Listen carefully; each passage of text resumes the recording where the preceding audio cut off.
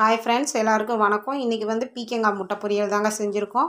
வாங்க எப்படி செய்யுதுன்னு பார்க்கலாம். வீடியோக்குள்ளே போகிறதுக்கு முன்னாடி என்னோடய சேனலை சப்ஸ்கிரைப் பண்ணிடுங்க ஃப்ரெண்ட்ஸ்.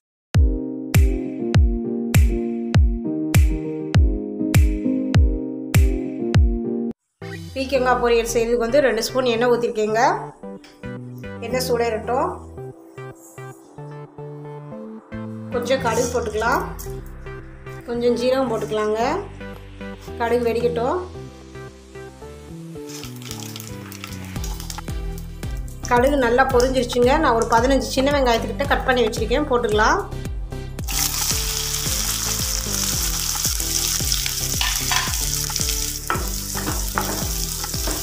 வெங்காயத்தை நல்லா வதக்கிக்கலாங்க.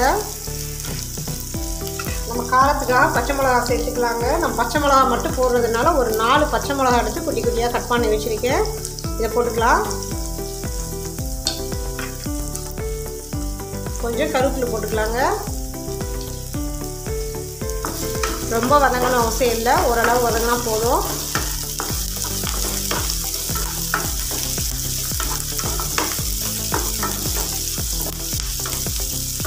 இப்போ பார்த்தீங்கன்னா வெங்காயம் இந்த அளவு வதங்கிருச்சுங்க. நம்ம பீக்கங்காய் சேர்த்துக்கலாம்.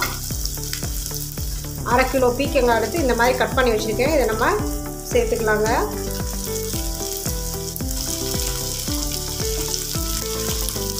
நல்லா பெரிய பெரிய பீஸாகவே கட் பண்ணி போடுங்க. இது வதங்குறப்போ ரொம்ப குட்டியாயிடும்.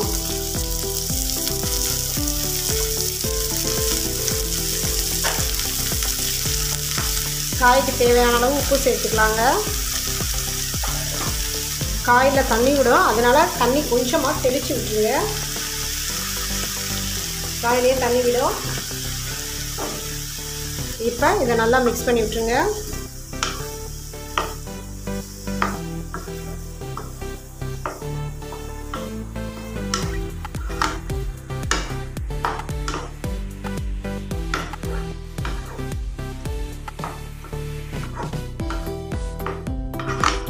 இப்போ இது எல்லாம் மிக்ஸ் பண்ணியாச்சு. ஒரு 5 நிமிஷத்துக்கு நம்ம மூடி வேக விட்டுறலாம். 5 நிமிஷத்துக்கு இருக்கட்டும். நம்ம அப்பப்போ ஓப்பன் பண்ணி கிளறி விட்டுருங்க.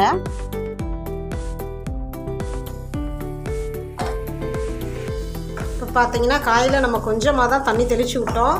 பாருங்கள் இந்த அளவுக்கு தண்ணி வந்திருக்குண்டு. இந்த தண்ணியெலாம் நல்லா வத்தட்டும். அப்புறம் நம்ம பார்க்கலாம். இதை இப்போ மூடி போட்டு மூடிடலாங்க. காய் வேகட்டும்.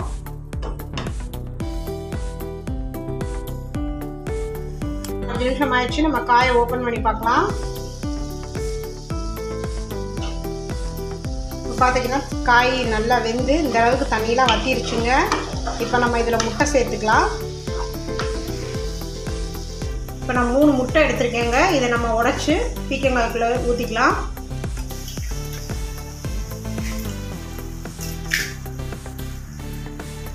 இப்போ இதை உடச்சி ஊற்றியாச்சுங்க. இது எல்லாத்தையும் அப்படியே நல்லா மிக்ஸ் பண்ணி விட்டுறலாம்.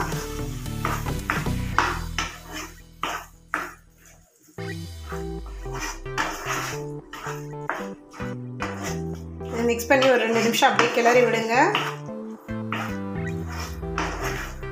கிண்டிகிட்டே இருங்க, அப்போ தான் அந்த முட்டை அடி பிடிக்காது. இந்த பீக்கங்காவோட நல்லா முட்டை செட் ஆயிருங்க.